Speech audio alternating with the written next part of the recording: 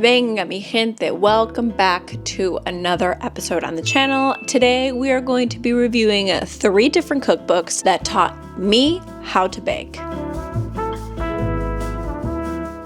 Now, what do I mean by they taught me how to bake? Baking has a lot of different definitions, but primarily we're looking at the books that taught me how to bake bread and sweets. So if you've come here and you're thinking to yourself, man, I would really love to start baking, but you want a book, I've got you covered. These books are not by any chance vegan. No, they are not. They are completely regular, if you will. They have all different kinds of ingredients that are animal-based, and I've actually been able to modify them so I can make my own plant-based and vegan desserts at home. The books we are going to be working with today will be criticized and calculated according to 3 different characteristics. The first is ease of use. Are the instructions easy and clear to follow? Do recipes have accessible ingredients or require very advanced equipment? How beginner-friendly are these books? Number 2, the second category we will be analyzing is variety and creativity. It means, does the cookbook offer a different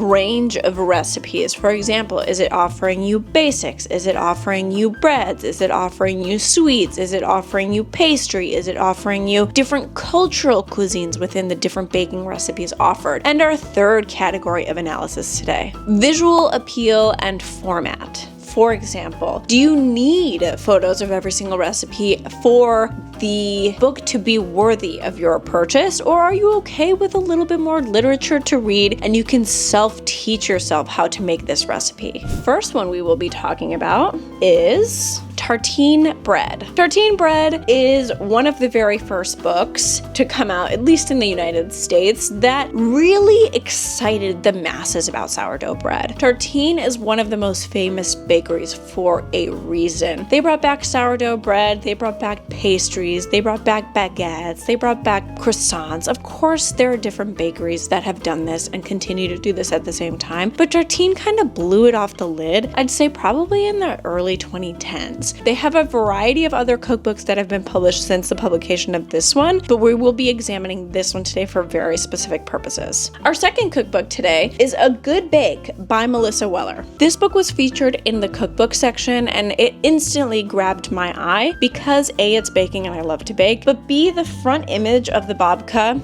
was something that I wanted to learn how to make. I had never really had the courage to try and learn how to make babka and other different kinds of complicated bread recipes. And our third cookbook, it is Pastry Love by Joanne Chang. Joanne Chang has a variety of different bakeries across the US, consolidated mainly on the East Coast. Her bakeries have become so popular that people line up out of the front door almost all the time in order to purchase her bakes, her sourdough breads, sweet and savory, and her different pastries. So we will be talking about these 3 books and the 3 different categories that I've mentioned just before.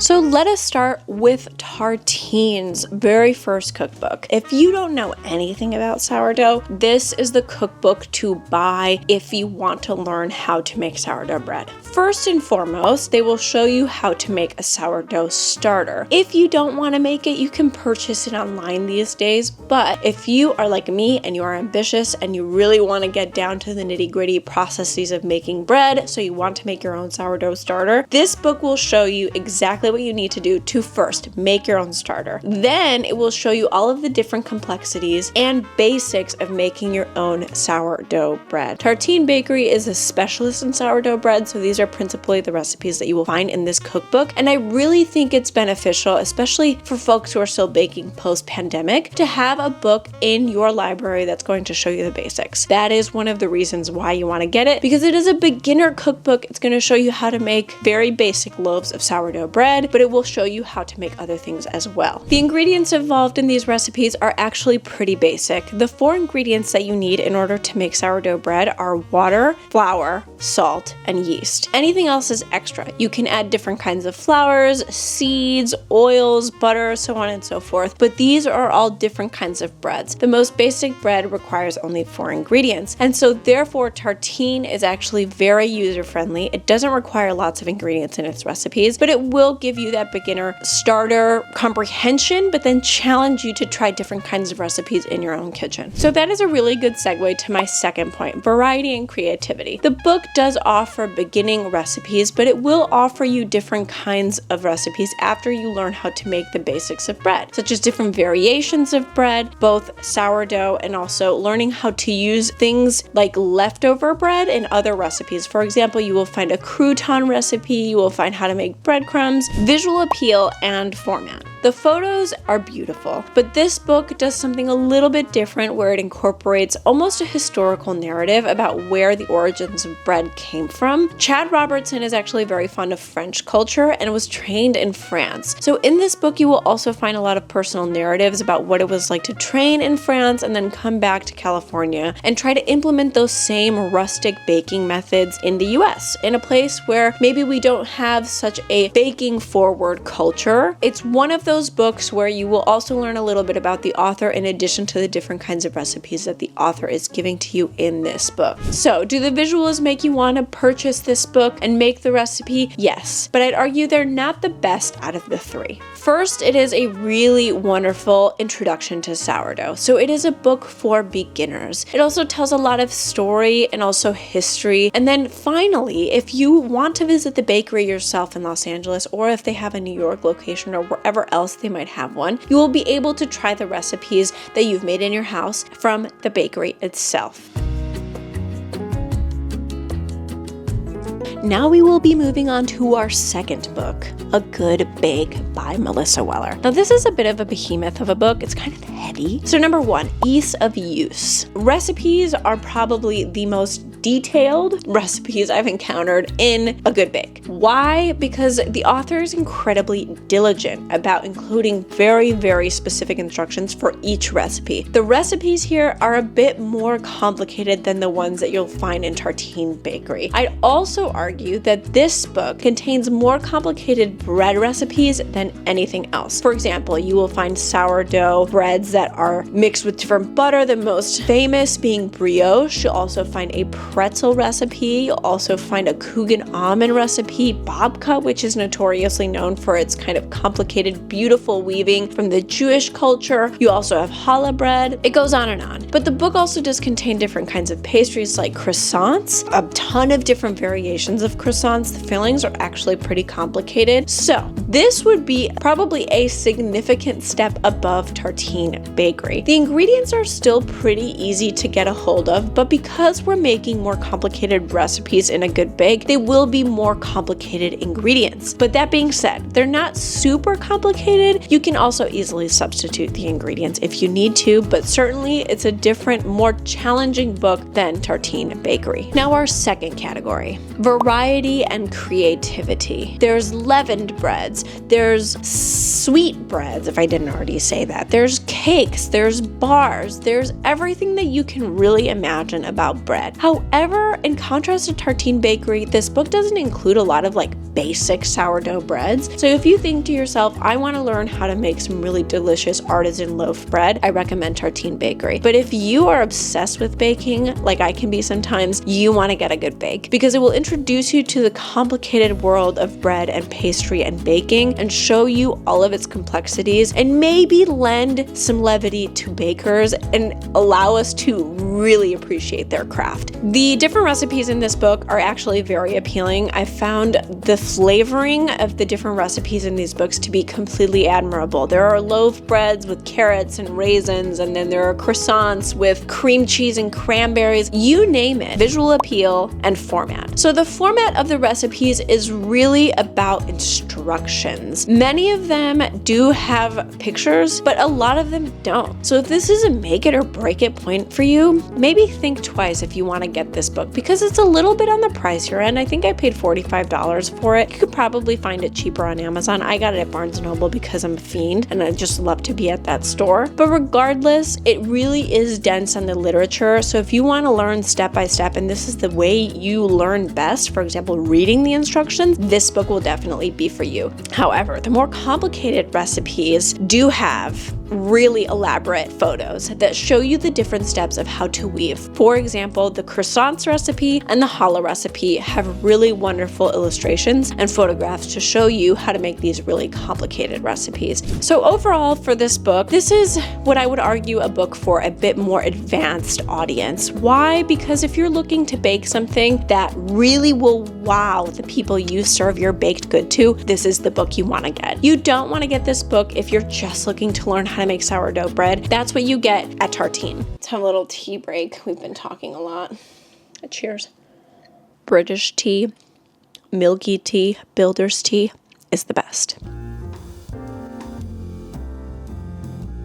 Now, our final book under review today, Pastry Love by Joanne Chang. Is this recipe book for beginners or is it for people who are looking for a more advanced trial? I'd argue that this book is right in the middle. It has really easy recipes like cookies and cakes that are not that advanced, but then there are really complicated recipes like panettone. I don't even know if that's how you pronounce it. Croissants and other different kinds of really wonderful and complicated pastry that you can also learn through this book. Do the recipes have very accessible ingredients? Yes, they do. Very awesome. I would argue that Tartine is number one, easily accessible ingredients. Then you have Pastry Love. This kind of is nestled in between the two other books that I've discussed. So the ingredients are still very basic. A lot of them can be substituted with things that you can buy, I don't know, at your local shop, but also the complicated ones can be ordered if you really need them. Variety and creativity. Pastry Love has one of the best, arguably one of the best categorization of chapters in the book, and they're all categorized beautifully, and each section has so many recipes that alone, I was like,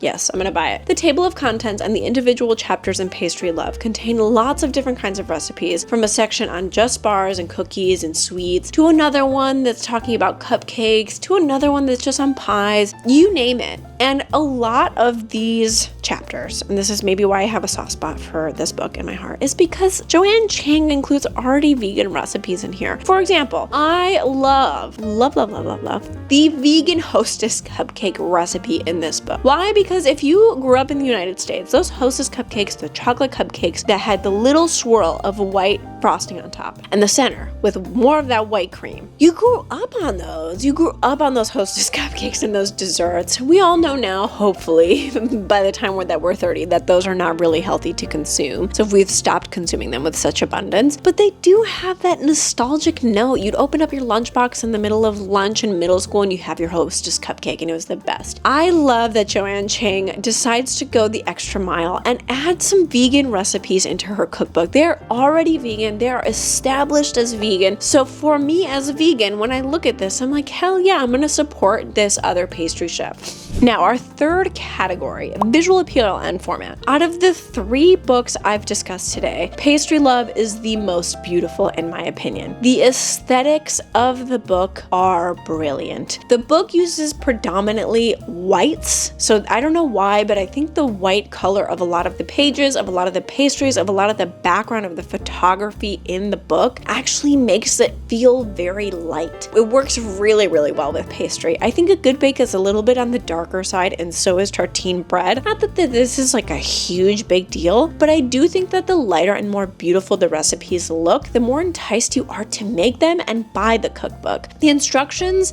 are very clear and concise, but not as elaborate and maybe as heavy as A Good Bake. And almost every recipe has a picture in this cookbook. So this book, I'd argue, is the perfect cookbook out of the 2. It doesn't really contain any sort of sourdough bread recipes, but it does contain other ones like brioche bread, so on and so forth. A very classic boule is not sort of the aesthetic of this cookbook, but in my opinion, it contains enough traditional bread recipes and pastries to make it the perfect synthesis of the 2. With that being said, all 3 of these books are incredible investments. I own all 3 for a very specific purpose because they've all helped me on my baking journey, and I haven't cooked every single recipe in all of these cookbooks. It's honestly impossible, but you will find an incredible amount of information in each one. Whether you're a beginner looking for something, Tartine is the book for you. If you're looking for something right in the middle, Pastry Love is the book. And from this video, if you gather anything, I think it is the book that you should buy if you're looking for something a little bit more advanced, but not too advanced. And lastly, A Good Bake is for my people out there who really want a challenge, but also something incredibly gratifying if you're able to successfully execute these recipes. Each book is filled with an enormous amount of love from the authors, and you will love to have it on your own library. If you're interested in getting your own copy of these 3 books, I have left all 3 linked below because they've been invaluable to my own journey of baking, and also because I just love to read and love to learn new things. These cookbooks will give even a vegan like me tons of information and tons of joy. So that's been the video for you all this week, and I really hope you've enjoyed it. I know it's been tons of fun to record it, so I really hope that you gather a lot of information from this video. Thank you so much for watching today, and make sure to like this video, comment down below some ideas on which cookbook you like the most, and don't forget to subscribe to the channel. I post weekly long form videos and shorts every single week. See you next time.